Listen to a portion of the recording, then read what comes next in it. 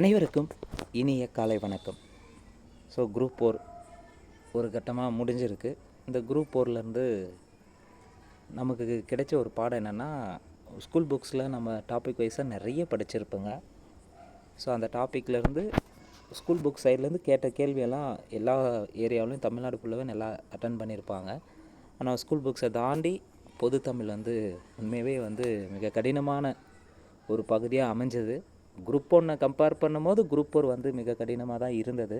அந்த அளவுக்கு கொஸ்டின் பேப்பருடைய தரத்தை அதிகப்படுத்தியிருக்காங்கன்றதை தாண்டி நிறைய வெளியிலேருந்து எடுத்திருக்காங்க. டாபிக் சிலபஸ் கொடுத்துட்டாங்க. ஆனால் அந்த சிலபஸ்க்கான கொஸ்டின் பார்த்திங்கன்னா புக்கிலேருந்து வந்துச்சுன்னா ரொம்ப ரொம்ப சொற்பமானதாக வந்திருக்கு பொது தமிழ் பகுதியை பொறுத்தவரையும்.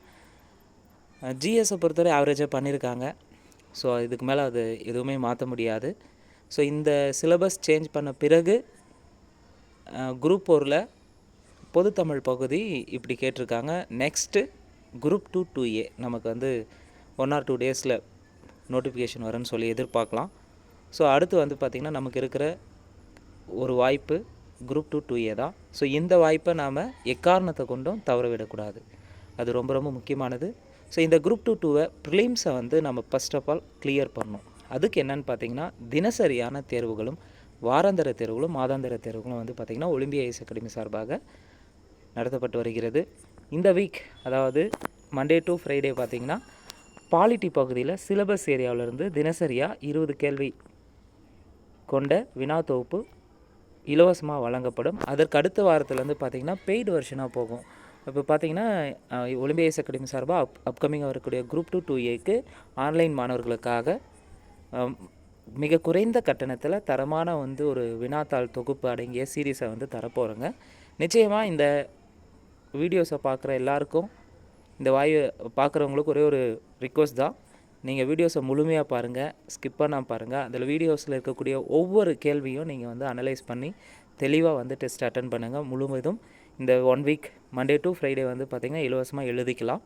ஸோ அதுக்கடுத்து யாரெல்லாம் இந்த டெஸ்ட் வேணும் அப்படின்னு நினைக்கிறவங்க, உங்களுக்கு சாட்டிஸ்ஃபைடாக இருந்துச்சுன்னா கொஸ்டினுடைய தரம் ப்ளஸ் டிஸ்கஷன் கொடுக்குறது உங்களுக்கு உண்மையாகவே ஓகே, கட்டாயம் நம்ம எக்ஸாம் பாயிண்ட் ஆஃப்லேருந்து கிடைக்கும் அப்படின்னு நினைக்கிறவங்க மேலே இருக்கிற நம்பரை தொடர்பு கொள்ளுங்கள். மிக குறைந்த கட்டணம், அதாவது up to group 2 2A complete ஆகிற வரையும் daily test, weekend test and monthly test monthly full model இருக்குது ஒலிம்பியா ஐஏஎஸ் அகாடமி சார்பாக. இதெல்லாம் சேர்ந்த ஒரு தொகுப்பாக மிக குறைந்த கட்டணத்தில் ஆன்லைன் மாணவர்களுக்கு பார்த்திங்கன்னா 1000 ரூபாய் மட்டும்தான் வழங்கப்படுகிறது. இந்த 1000 ரூபாயில் கட்டி இந்த தேர்வை சரியாக பயன்படுத்திக்காங்க. அப்போது தினசரின்னு பார்த்திங்கன்னா மண்டேலேருந்து ஃப்ரைடே வரையும் பார்த்திங்கன்னா ஜிஎஸ் பகுதியில் பாலிட்டி இருக்கும். அதுக்கடுத்து பார்த்திங்கன்னா மற்ற 2 சப்ஜெக்ட், ஒன்று பொது தமிழும் அதுக்கடுத்து பொது கணிதமும் பார்த்திங்கன்னா 3 நாட்களுக்கு தேர்வு நடைபெறும். ஒரு நாள் விட்டு ஒரு நாள் 3 நாட்கள் தேர்வு நடைபெறும். இன்னொரு ஸ்டாஃப் எடுப்பாங்க. ஸோ இது எல்லாமே பார்த்திங்கன்னா உங்களுக்கு ஒட்டுமொத்தமாக வாரத்துக்கு இது ஒரு 5 நாள் 5 டெஸ்ட்டும் ஜிஎஸ் பகுதியிலேருந்து, அது இல்லாமல் பொது தமிழ்லேருந்து 3 நாளுக்கும், அதுக்கடுத்து பார்த்திங்கன்னா ஜிஎஸ் பகுதியிலேருந்து இன்னொரு 3 கொஸ்டினும், மொத்தம் இது ஒரு 5 6 11 தேர்வு ஒரு வாரத்துக்கு மட்டுமே நீங்கள் எழுத போகிறீங்க. இது இல்லாமல் வீக்கெண்டு 2 டெஸ்ட் இருக்கும், சனி ஞாயிறு. அப்போது 13 தேர்வு ஒரு வாரத்துக்கு எழுத போகிறோங்கன்னா நம்ம எக்ஸாம் முடிகிற வரையும் எவ்வளோக்கு எவ்வளோ கொஸ்டின்ஸை திரும்ப திரும்ப நம்ம டெஸ்ட்டாக டிஸ்கஷனாக பார்க்குறோங்களோ அந்த அளவுக்கு நம்மளுடைய மிஸ்டேக்ஸ் குறையிறதுக்கான அதிகபட்சமான வாய்ப்புகள் இருக்குது. கேள்வியை பார்த்து பயம் வராது. டிஃப்ரெண்ட் டைப்ஸான கொஸ்டின்ஸ் நமக்கு இருக்கும். ஸோ இது எல்லாமே பார்த்திங்கன்னா சிலபஸை தாண்டி இப்போல்லாம் எல்லா கொஸ்டின்ஸும் கேட்குறாங்க. நிறைய ஏரியாவிலேருந்து கேட்குறாங்க. ஏன் கேட்டாங்கன்ட்டு கேள்வி கேட்க முடியாது. ஸோ நம்மளை அப்கிரேட் பண்ணிக்கணும். அதுதான் ஒரே வழி. நமக்கு தேவை ப்ரிலிம்ஸ் கிளியர் பண்ணணும், அரசு பணிக்கு செல்ல வேண்டும். அதுதான் நம்மளுடைய இலக்கு. ஸோ கேள்வி இப்படி கேட்டாங்க அப்படி கேட்டாங்கன்ட்டு ஒரு சைடு மன அழுத்தம், மன உளைச்சல், இவ்வளோ நாள் படித்தது எல்லாமே ஒரு சைடு பெயின்ஃபுல்லாக இருந்தாலும் கூட நமக்கு தேவை அரசு பணி. நம்மளை நம்ம அப்டேட் பண்ணிவிட்டு இனி வரும் காலங்களில் அவங்க எப்படி கேட்டாலும் அதுக்கு தகுந்த வயதில் நம்ம தயார் பண்ணிக்கணும் அப்படின்னு நினச்சிட்டு ப்ரிப்பரேஷனை ஸ்டார்ட் பண்ணுங்கள். நிச்சயமாக அப்கமிங்காக வரக்கூடிய குரூப் 2 2A ப்ரிலிம்ஸில் வெற்றி பெற ஒலிம்பியா ஐஏஎஸ் அகாடமி சார்பாக வாழ்த்துக்களை தெரிவித்துக் கொள்கிறோம். இந்த வீடியோவை பொறுத்தவரையும் பாலிட்டி 1 வீக் பாலிட்டி இருக்கும், நெக்ஸ்ட் வீக் எக்கனாமிக் இருக்கும். இப்படி மாறி மாறி ஷெஃபுல்லாக வரும். சாட்டர்டே சண்டேயில் பொது தமிழும் இருக்கும், ஜிஎஸ் பகுதியும் இருக்கும். ஸோ முழுக்க குரூப் 2 2A சிலபஸ் பேஸில் ப்ரிலிம்ஸில் இப்போ நியூ பேட்டர்ன் படி வந்து தினசரி மாதிரி தேர்வில் பார்க்க போகிறோங்க. அதில் முதல் தேர்வாக வந்து பார்த்திங்கன்னா பாலிட்டி மாடல் எக்ஸாமில் 6ஆம் வகுப்பு சமூக அறிவியல் சமத்துவம் பெறுதல் என்ற தலைப்பில் இடம்பெற்றுள்ள 20 கேள்விக்கான விடைக்குறிப்புகளை பார்க்கலாம். முதல் கேள்வி, பாரபட்சம் உருவாவதற்கான சமூக காரணிகள் சரியானது எது? ஸோ பாரபட்சம் உருவாவதற்கான சமூக காரணிகள் எடுத்துக்கணுங்கன்னா சமூகமயமாக்கல், நிர்ணயிக்கப்பட்ட நடத்தை, பொருளாதார பயன்கள், சர்வாதிகார ஆளுமை. ஸோ பாரபட்சம் உருவாவதற்கான சமூக காரணங்கள் சரியானது 4மே சரி. இது இல்லாமல் கூடுதலாக பாரபட்சம் உருவாவதற்கான சமூக காரணங்கள் எடுத்துக்கினா சமூகமயமாக்கல், நிர்ணயிக்கப்பட்ட நடத்தை, பொருளாதார பயன்கள், சர்வாதிகார ஆளுமை, இனமைய கொள்கை, கட்டுப்பாடான குழு அமைப்பு, முரண்பாடுகள், இது எல்லாம் தான் பாரபட்சம் ஏற்படுறதுக்கான காரணங்களாக இருக்குது. 2, தென்னாப்பிரிக்காவின் முன்னாள் அதிபரான நெல்சன் மண்டேலா அவர்கள் 27 ஆண்டுகள் சிறை வாழ்க்கைக்கு பின் எந்த ஆண்டு விடுதலையானார்? ஸோ நெல்சன் மண்டேலா வந்து 27 ஆண்டுகள் வந்து சிறைச்சாலையில் வந்து இருந்திருப்பார். இவர் எப்போ விடுதலை ஆனார்னா 1990 விடுதலை ஆகியிருப்பார். கேள்வி 3, எந்த ஒரு குடிமகனுக்கும் எதிராக மதம், இனம், சாதி, பாலினம், பிறப்பிடம் என்ற அடிப்படையில் பாகுபாடு காட்டக்கூடாது என்று குறிப்பிடும் சட்டவிதி 15ல் 1. கேள்வி 4, டாக்டர் B.R. அம்பேத்கர் பற்றிய கூற்றுகளில் சரியானது எது எவை? 1, பாபா சாஹிப் என பிரபலமாக அழைக்கப்படுகிறார். சரி. 1915 MA பட்டத்தையும் 1927 கொலம்பியா பல்கலைக்கழகத்தில் PhD பட்டத்தையும் பெற்றார். அதற்கு முன்னர் லண்டன் பொருளாதார பள்ளியில் டாக்டர் ஆஃப் சயின்ஸ் பட்டத்தையும் பெற்றிருந்தார். சரி. இவரின் மறைவுக்கு பின்னர் 1991 பாரத ரத்னா அவார்டு தந்தாங்கன்னா கிடையாது. 1990 தான் பாரத ரத்னா அவார்டு வந்து கொடுத்துருப்பாங்க. மறைந்த பிறகு தான். இப்போ 3வது குற்று தவறு. அப்போ இங்கே சரியானது 1, 2 சரி. Doctor B.R. அம்பேத்கரை பொறுத்தவரையும் 1990 பாரத ரத்னா அவார்டு விருது வழங்கப்பட்டது. இவர் இந்திய சட்ட நிபுணர், பொருளாதார நிபுணர், அரசியல்வாதி, சமூக சீர்திருத்தவாதியாகவும் திகழ்ந்திருப்பார். அரசியலமைப்பு நிர்ணய சபையின் வரைவு குழுவின் தலைவராக இருந்தார். இந்திய அரசியலமைப்பின் தந்தை என்று கருதப்படுகிறார். சுதந்திர இந்தியாவின் முதல் சட்ட அமைச்சராக பணியாற்றியவர். இன்று நமக்கு கிடைத்துள்ள எல்லா அடிப்படை உரிமைகளும் எல்லா சட்ட விதிகளுமே அம்பேத்கரால் வகுக்கப்பட்டவை தான். ஸோ நம்ம இன்னைக்கு ஒவ்வொரு உரிமையும் ஒவ்வொரு வசதியையும் பெறுவதற்கு மிக முக்கியமாக இருப்பது இந்திய அரசியலமைப்பு சட்டம் தான். அதன்படி தான் வந்து அனைத்துமே இயங்கிக் கொண்டிருக்கிறது. இந்திய அரசியலமைப்பின் அடிப்படையில் தான் நாடாளுமன்றமாக இருந்தாலும் சரி, சட்டப்பேரவையாக இருந்தாலும் சரி செயல்பட்டு கொண்டு இருக்கிறது. ஸோ கான்ஸ்டியூஷனை நம்ம முழுமையாக படிக்கணும். ஏன்னா நமக்கு 15 கேள்விகள் வந்து கான்ஸ்டியூஷன் ஏரியாவிலேருந்து இருக்குது. கேள்வி 5, 2011ஆம் ஆண்டு மக்கள் தொகைப்படி தமிழ்நாட்டில் அதிக எழுத்தறிவு விகிதம் பெற்ற மாவட்டங்களில் முதலிடம் பிடித்துள்ள மாவட்டம் எது? கன்னியாகுமரி. ஸோ எழுத்தறிவு விகிதை பொறுத்தவரையும் தமிழ்நாட்டில் 2011 மக்கள் தொகை கணக்கெடுப்பின்படி ஃபஸ்ட் பிளேஸ் வந்து கன்னியாகுமரி தான் இருக்குது. ஸோ அதிக எழுத்தறிவு விகிதம் கொண்ட மாவட்டம்னு எடுத்துக்கணுங்கன்னா கன்னியாகுமரி 92.14%, சென்னை 90.33%, தூத்துக்குடி 86.52%, நீலகிரி பார்த்திங்கன்னா 85.65%. ஸோ அதிக எழுத்தறிவு கொண்ட மாவட்டங்கள் தமிழ்நாட்டில் வரிசைப்படுத்த சொன்னாங்கன்னா கன்னியாகுமரி, 2 சென்னை, 3 தூத்துக்குடி, 4 நீலகிரி. ஸோ கன்னியாகுமரி 92.14%, சென்னை 90.33%, தூத்துக்குடி 86.52%, நீலகிரி 85.65%. கேள்வி 6, பின்வரும் கூற்றுகளில் சரியானது எது எவை? 1, 2011ஆம் ஆண்டு மக்கள் தொகை கணக்கெடுப்பின்படி தமிழ்நாட்டில் குறைந்த எழுத்தறிவு விகிதம் கொண்ட மாவட்டம் அரியலூர்.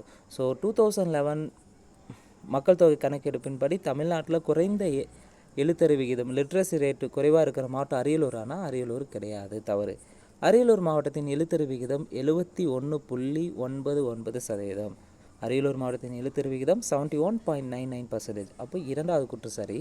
அப்போ குறைந்த எழுத்தறிவு விகிதம் கொண்ட மாவட்டம்னு எடுத்திங்கன்னா ஃபஸ்ட்டு மிக குறைந்த அளவு எழுத்தறிவு விகிதம் கொண்ட மாவட்டம் தருமபுரி தான் வரணும். இங்கே அரியலூர்னு தந்திருக்காங்க, தவறு. தருமபுரியை பொறுத்தவரையும் 64.71%, அரியலூர் 2வது இடத்துல இருக்குது 71.99%, விழுப்புரம் 72.08%, கிருஷ்ணகிரி 72.41% பெற்றுள்ளது. அப்போ குறைந்த எழுத்தறிவு விகிதம் கொண்ட மாவட்டங்களை கால வரிசைப்படுத்துக்குன்னு பார்த்தீங்கன்னா சதவீதத்தின் அடிப்படையில் வரிசைப்படுத்துன்னு ஒரு கொஸ்டின் கேட்டால் தமிழ்நாட்டில் ஃபஸ்ட்டு தருமபுரி வரும், அதுக்கடுத்து அரியலூர், அதுக்கடுத்து விழுப்புரம், அதுக்கடுத்து கிருஷ்ணகிரி. கேள்வி 7, 2011ஆம் ஆண்டு மக்கள் தொகை கணக்கெடுப்பின்படி தமிழ்நாட்டில் அதிக பாலின விகிதம் கொண்ட மாவட்டம் இது. ஸோ தமிழ்நாட்டில் அதிக பாலின விகிதம் கொண்ட மாவட்டம் இதான் கொஸ்டின். 2011 மக்கள் தொகை கணக்கெடுப்பின்படி அப்போது அதிக பாலின விகிதம் கொண்ட மாவட்டம் நீலகிரி.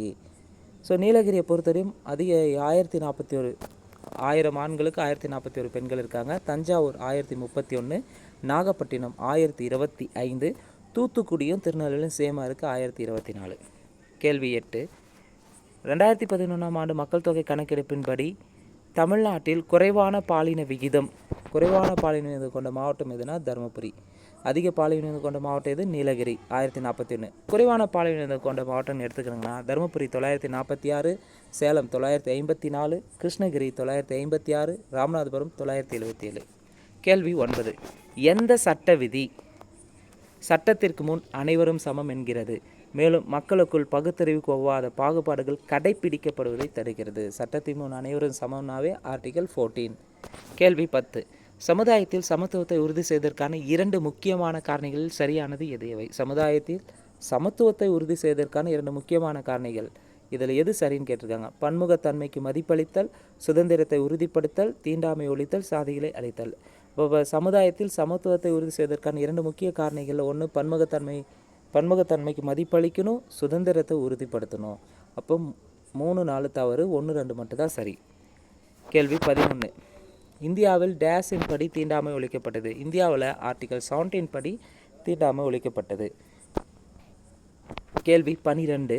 இந்திய அரசியலமைப்பு ஏற்றுக்கொள்ளப்பட்ட ஆண்டு? இந்திய அரசியலமைப்பு எப்போ ஏற்றுக்கினாங்கன்னா 1949 நவம்பர் 26. அதே நடைமுறைக்கு வந்தது 1950 ஜனவரி 26. கேள்வி 13. சே இளவழகி எந்த விளையாட்டுடன் தொடர்புடையவர்? சே இளவழகி கேரம் விளையாட்டுடன் தொடர்புடையவர். சே இளவழகியை பற்றி சொல்லணும்னா ஏற்கனவே இந்த சே இளவழகி எந்த விளையாட்டுடன் தொடர்புடையவன்னு ஏற்கனவே ப்ரீவியஸில் டிஎன்பிசி கொஸ்டினில் கேட்டிருக்காங்க. சே இளவழகி சென்னை வியாசர்பாடி பகுதியில் உள்ள ஏழ்மையான குடும்பத்தை சேர்ந்தவர். இவரது தந்தை ஒரு ஆட்டோ ஓட்டுநர். தனது முதல் கேரம் சாம்பியன் பட்டத்தை 2008 பிரான்ஸில் கேன்சன் நகரில் பாலைஸ் தேஸ் விளையாட்டு போட்டியில் வென்றிருப்பார். அதே 2008 தேசிய கேரம் சாம்பியன் போட்டியில் முந்தைய உலக சாம்பியனான ரேஷ்மி குமாரியை தோற்கடித்து வெற்றி பெற்றார். கேள்வி 14.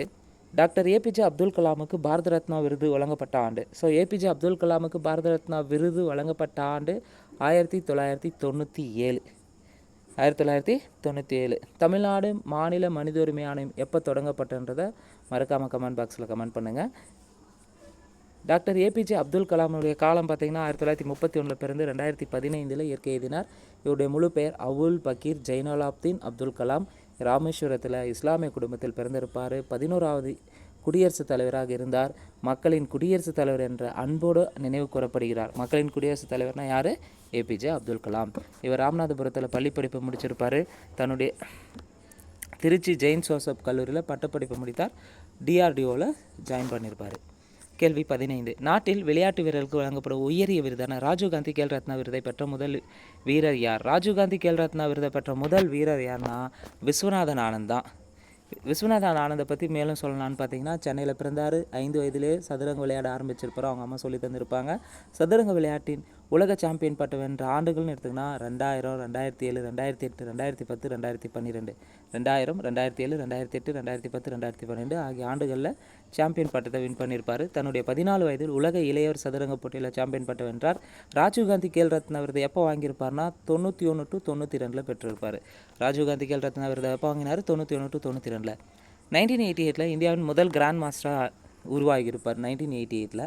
2007 நாட்டின் 2வது உயரிய விருதான பத்மபூஷன் விருதை பெற்றார். கேள்வி 16. 2016ஆம் ஆண்டு ரியோ பாராலிம்பிக் ஆண்கள் உயரம் தாண்டுதல் T42 பிரிவில் எவ்வளோ மீட்டர் உயரம் தாண்டி தங்கப்பதக்கம் வென்றார்?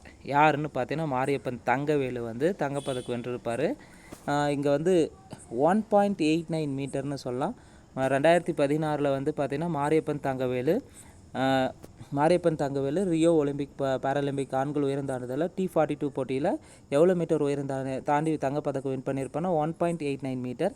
மாரியப்பன் தங்கவேலை பொறுத்தவரையும் சேலம் மாவட்டத்தில் பிறந்தவர். இவருக்கு விபத்தின் காரணமாக வலது காலில் நிரந்தர பாதிப்பு ஏற்பட்டது. நான் பிற மாணவர்களை விட வேறுபாடு கொண்டவன் என நினைத்ததில்லைன்னு சொல்லியிருப்பார் மாரியப்பன் தங்கவேலு.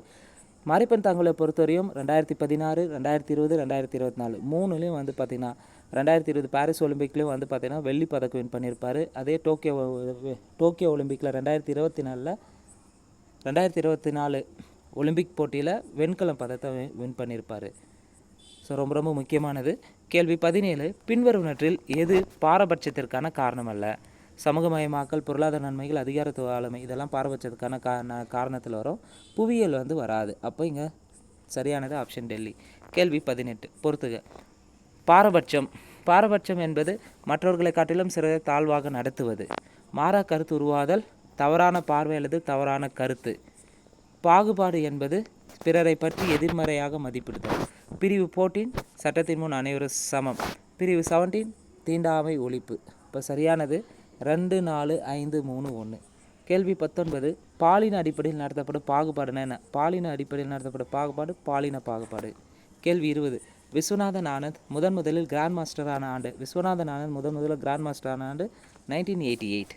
ஸோ இந்த வீடியோ பொறுத்தவரையும் பாலிட்டி மாடல் எக்ஸாமில் 20 கேள்விக்கான விடைக்குறிப்புகளை பார்த்துருக்குறேங்க முழு விளக்கத்தோடு. இந்த வீடியோ உங்களுக்கு பிடிச்சிருந்தால் லைக் பண்ணுங்கள், கமெண்ட் பண்ணுங்கள். மறக்காமல் டிஎன்பிஎஸ்சி எக்ஸாமுக்கு ப்ரிப்பேர் பண்ணுற உங்கள் ஃப்ரெண்ட்ஸ்க்கு ஷேர் பண்ணுங்கள். நன்றி, வணக்கம்.